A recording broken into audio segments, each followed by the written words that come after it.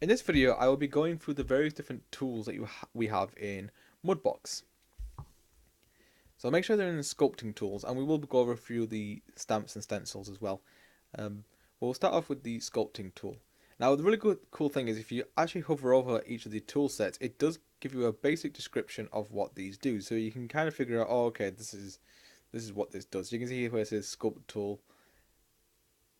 It will say it lifts the surface as you stroke over it. So for instance, if I just tap on my tablet or using a mouse, you can see that the surface starts to gently rise. And again, you can increase or decrease the surface area. So for instance, at the moment I'm elevating the surface. Maybe I want to invert it. So if you hold down control, you can make indents instead rather than actually bringing it out. And the smooth tool just kind of smooths it out, kind of makes it a bit more of an even process. If you have any sort of really hard edges, so for instance, if I just really quickly just go crazy with this, so if I go like really hard on this particular surface right now, I can use the smooth tool and I can just kind of make it just seem a bit more softer. So you can kind of see that I'm kind of just softening out just a little bit. And the relax tool is pretty much kind of the same thing as well.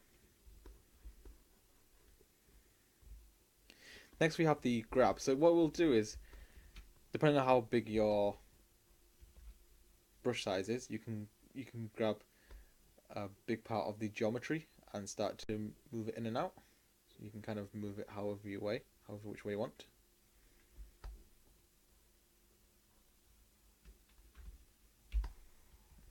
Hold on control, you can kind of do a little bit of an indent with it.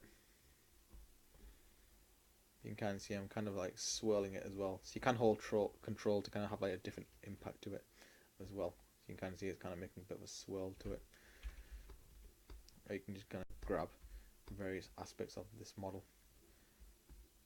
And this is actually quite useful for when you are shaping out an object. So for instance, maybe this is going to be a really old piece of rock, a very sort of squarish piece of rock, but I can kind of just gently move it across like so, just kind of make it feel like it's a bit more aged, a bit more decrepit.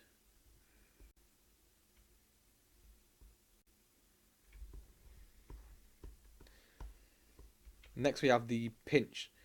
Now this brings points together. So for instance, if I just go to here, if I start, it moves various different points of the geometry together based on the brush. So for instance, you can see here it's kind of pinching together, kind of closing it up a little bit. Flatten. Like the name suggests, if you have any sort of elevated surface, it's a bit bulgy. What I can do is I can just start to make it, I can pretty much flatten it out.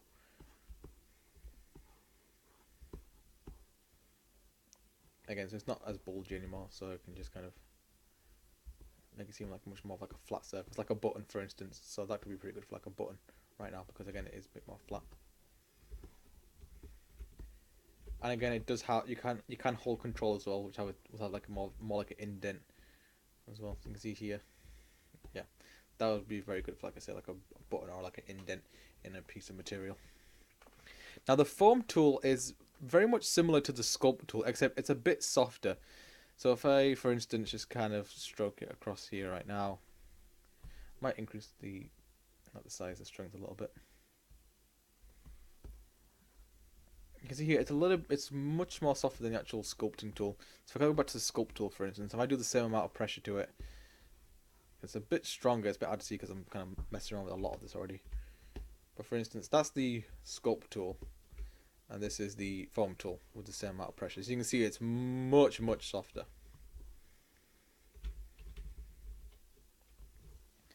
Now the stamp, repeat, and imprint ones do actually work in conjunction with your stamps. So if I hover over this spray icon, you'll see the spray tool should be used with a stamp. It stamps the imprint randomly along your stroke. So I click on the spray tool, and what you can do is you can pick out your stamp. So for instance, we'll choose something else right now. Let's go with this one here. So you can see now I can kind of just spray it across. You can see that's very strong. So I might need to kind of slowly dabble it in there like so. And the imprint is quite similar as well, so I'll use the same one. You see, it repeats it as well.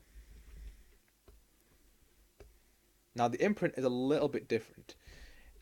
What it does is it takes one of the stencils, I believe, or maybe one of the stamps we might use. No, stamps, sorry. So what you do is you select one of the stamps, and what you do is you drag on your pad or hold the left mouse button, and you can increase and decrease the size of the stamp. So for instance, if I want to make it this big and let go, it'll basically make an imprint of it. Now that's quite strong, and that's being nice about it. So you would most likely want to decrease the strength. So for instance, I can hold it up like that and increase it. And you can see it's much softer, but again, it's still quite strong. Let's try it at 3, for instance. Again, it is still quite strong, but that's when you would kind of go in and use these smoothing tools, etc. There, that's a lot softer. And again, you may want to go in and use, like, say, the relax tool, the smooth tools to kind of smooth it out a little bit. But this does work in conjunction with your stamps and stencils. Now I'll quickly go over the stamps and stencils and where you can get these. Now you can actually import more of them from the actual community. You can upload them to community, or you can add your own. Now you can add coloured ones like this one here, for example, but it's better to use black and white images. And usually you want to have as a PNG. You can use full tiger ones if you so wish. So for instance, this one here is actually most likely a full image. You can kind of see that it is a grayscale image. It basically uses the same sort of techniques as a bump map. So for instance, white equaling height, black equaling a little bit of depth. So if I just kind of go in here a little bit, you can kind of see that those black aspects there are a little bit more indented compared to the actual bricks themselves. So you can create a grayscale image and use that as a stencil. So you were making alpha maps in Photoshop, and you can import them in by going to add stamp. So I'm going to get a kind of a random image, this one here, for instance. Open. And you see here now I actually added it in. So now I can use that as a stamp, if it actually worked.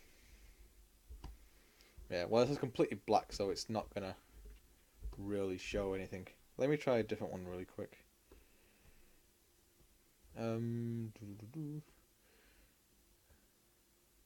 I'll just get this brick here. Again, you can add in full images as well. So you see it's done it for that as well. But it is more recommended. If you want like a specific shape, black and white is where you want to go. Stencils is a little bit different. It kind of gives you an overlay that you can sculpt on. So for instance, if I just go over here really quick.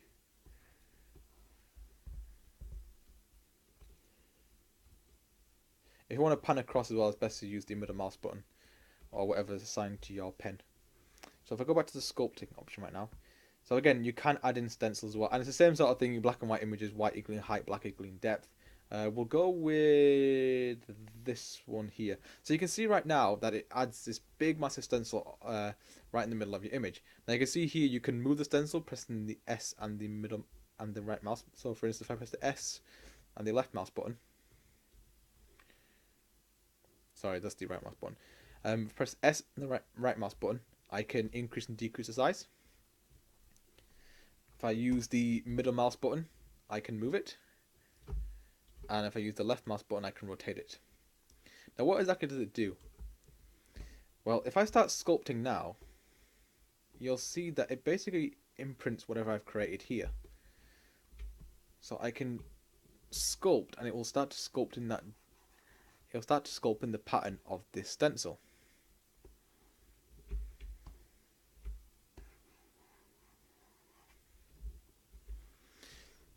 And you can turn it off as well. So that'd be quite good for, say, with clothing, for instance. You might have, like, say, a lizard, or like a crocodile skinned boots, or maybe like sort of the fabric, etc. You can kind of see you can add in that height, that you can add in that sort of nice sort of sort of decal to it, giving it a bit of like a texture, a bit of surface to it as well. Because you'll see, for example, like a wall, for instance, it's never completely just white or black. There's gonna be these small little dabs of like the paint pellets that are still around, so you can kind of gently kind of put that in. So if I was to use a stencil again, I'd make sure that my strength was way low on this. Oh, with that, for instance, kind of just gently put it in there. And again, that's something that you would use for like the really high poly parts. You wouldn't really use this for any of the lower poly parts. Just turn that off.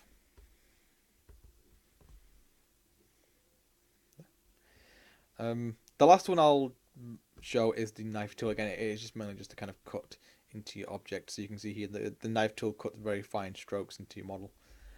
You can actually erase any of the stuff that you've done. So if you go to the erase tool, it only applies to the layer that you have currently selected. So if I went to layer 4 or level 8, it would only erase stuff from that particular layer. So that's one of the reasons why you want to have multiple layers as well, because you can erase any sort of errors that you made in, say, layer 5, and it won't affect layer 4 or below. So I can use the erase tool and just kind of gently stroke out any of the areas that I'm not really happy with. So you can kind of get rid of all the crap that you might have made.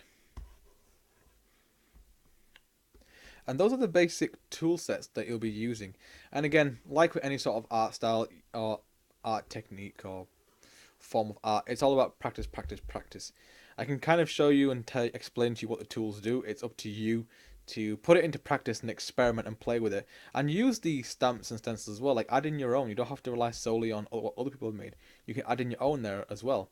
And you can play with the fallout. That's basically the style for the pen, for instance. And you have like sort of light presets, etc. as well, which you can kind of play around. You'll mainly kind of play around with the stamps and stencils, and I do highly recommend creating your own or finding some on the internet for you guys to use.